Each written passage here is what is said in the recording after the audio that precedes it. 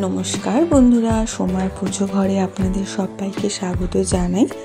গণেশ চতুর্থীর অনেক অনেক শুভেচ্ছা সবাইকে। এটি ছিল গণেশ চতুর্থীর আগের রবিবার। আমার মাসি শাশুড়ির বাড়িতে প্রত্যেক বছর গণেশ চতুর্থীর পুজো করা হয়। তো এবারও গণেশ চতুর্থীর জন্য আমরা বাপ্পার মূর্তি আনতে বেরিয়ে পড়েছিলাম। তো আমি, আমার মাসি শাশুড়ির বড় ছেলের বউ মানে আমার ছোট জা এবং আমার শাশুড়ি মা, আমরা চারজনে মিলে বেরিয়ে পড়েছিলাম। তো এখানে দেখো প্রচুর গণেশ ঠাকুরের মূর্তি ছিল। এক একটা মূর্তি এক এক রকম, এত সুন্দর লাগছিল না যে কোনটা ছেড়ে কোনটা নেব। তো বলে না, বাপ্পার যে রূপে তোমার ঘরে আসার কথা, বাপ্পা কিন্তু সেই রূপেই তোমার ঘরে আসবে। তো মাসি প্রত্যেকবার বাপ্পাকে নিয়ে নিজের মতন করে সাজায়, যেমন চোখটা একটু নিজের মতন করে আঁকে, স্টোন চুমকি দিয়ে নিজের মতন করে সাজায়। তো দেখো এখানে প্রত্যেকটা মূর্তি কিন্তু সাজানো, স্টোন দিয়ে চুমকি দিয়ে খুব সুন্দর করে সাজানো ছিল। সব মূর্তি দেখার পর এখানে মাসি এবং আমার যার পছন্দ হয় ছোট্ট একটি বাল গণেশ, মানে এবার বাপ্পার বাচ্চা রূপেই আসার কথা ছিল, তার জন্য মূর্তিটি কিন্তু একদম প্লেন ছিল, কোনো রকম সাজানো ছিল না, ভারী মিষ্টি দেখতে ছিল। মাসি বাপ্পাকে নিয়ে এসে নিজের মতন করে সাজিয়েছে, সেটা তোমরা পরে দেখতে পাবে।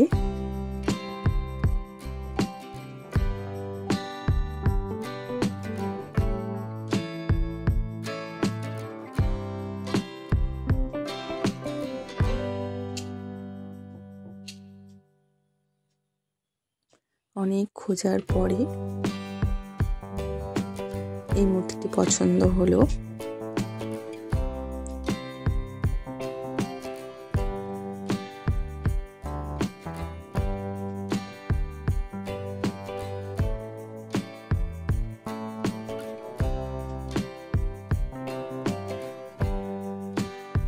তো আমরা সকলে যে কাজে এসেছিলাম সেটি তো হয়ে গেল। এবার আমরা বাপ্পাকে নিয়ে বাড়ির উদ্দেশ্যে রওনা দিয়েছিলাম। তো বাইরে বেরোলে সবারই একটু চুটুর পুটুর খিদে পেয়ে যায়। তো এই দিন তো নিরামিষ ছিল, তো নিরামিষের মধ্যে দই বড়াটাই সবার প্রিয় ছিল।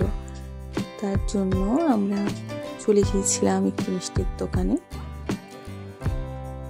তো এটা একটি মারোয়াড়ি মিষ্টির দোকান। মাসি এখান থেকে সবার জন্য দই বড়া নিয়ে আমরা চলে গেলাম দশকর্ম ভাণ্ডারে। এখানে পুজোর যা যা সামগ্রী লাগবে সমস্ত কিছু নিয়ে বাড়ি গিয়ে আমরা সবাই দই বড়া খেলাম এবং আমরা বাড়ি চলে এলাম। এটি ছিল পুজোর আগের দিন। এখানে যে ডেকোরেশনটা দেখছো হলুদ এবং লাল, এটা পুরো আইডিয়াটা কিন্তু মাসির ছিল, সমস্তটা মাসিই করেছে। আমি আর আমার হাজবেন্ড রাত্রেবেলা গিয়েছিলাম, এখানে কোনো কাজে আমরা হেল্প করিনি, শুধুমাত্র এই যে লম্বা টুনি লাইটটা দেখছো এটা আমার হাজবেন্ড লাগিয়েছে।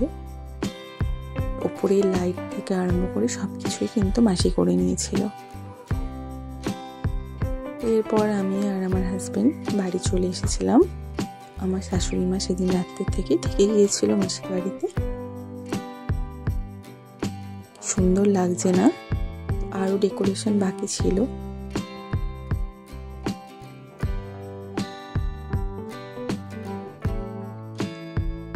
এরপর আমরা পৌঁছে গিয়েছিলাম পরের দিন।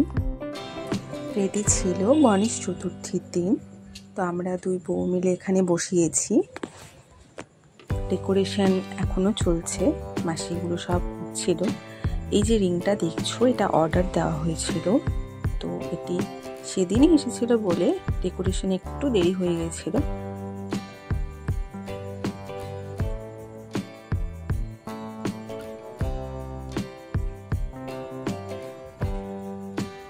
তো এখানে আমরা রান্নারতে মাসিকে হেল্প করছিলাম। তো রান্নাতে ছিল ফ্রাইড রাইস, পালং পনির এবং এঁচোড়ের তরকারি। আমরা চাটনি করারও কথা ছিল, কিন্তু সময়ের অভাবে সেটি আর হয়ে ওঠেনি, কারণ সাজাতে সাজাতে অনেকটা টাইম চলে গেছিল।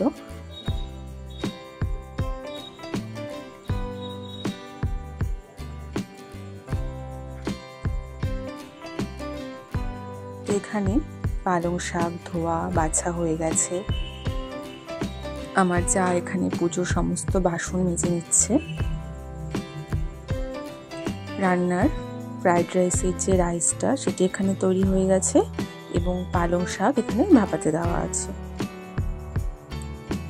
তো এবার 2টো বেজে গেছিল। তো এখানে মাসি পুজোয় বসে গেছে।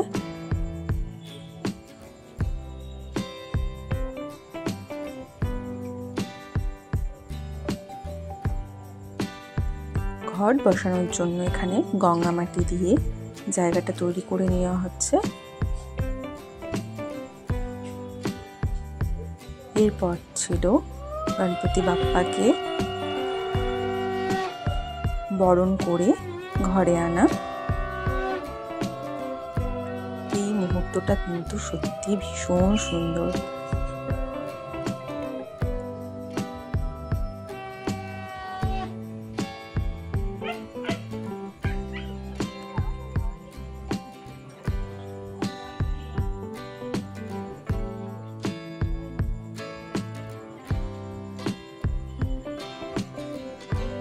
বরণ করার পর বাপ্পাকে সারা ঘর ঘুরিয়ে তারপর পুজো স্থানে নিয়ে যাওয়া হলো।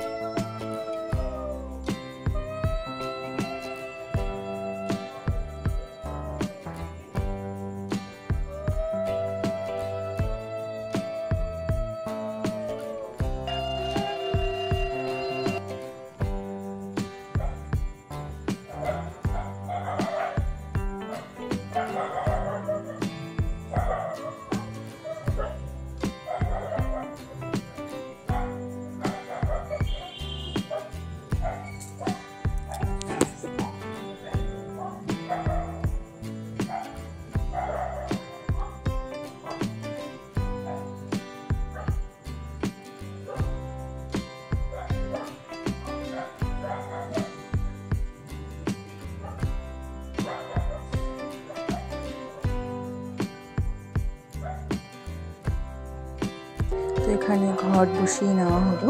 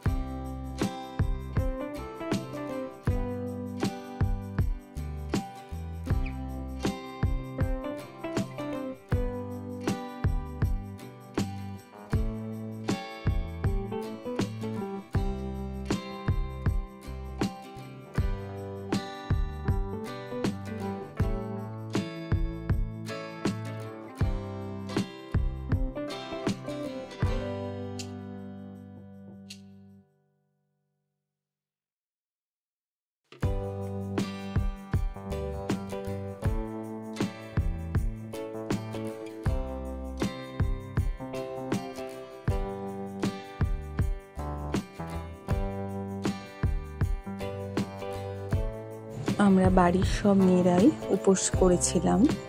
তো এবার আমরা একে একে সবাই অঞ্জলি দিয়ে দেবো।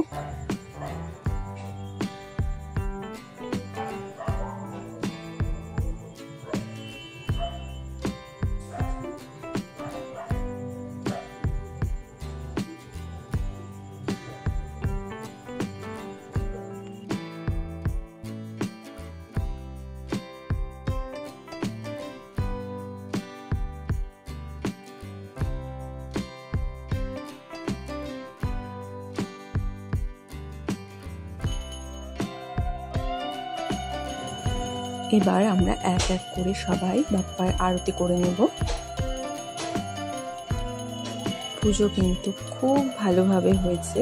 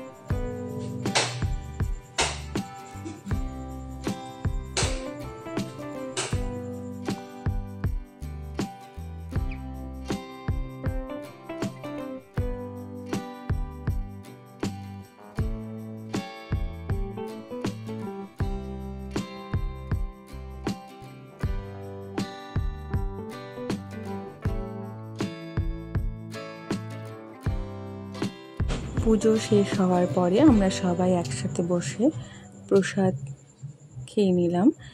তো আমার এই ভিডিওটি যদি তোমাদের সবার ভালো লেগে থাকে তাহলে প্লিজ লাইক, শেয়ার এবং সাবস্ক্রাইব করে দিও।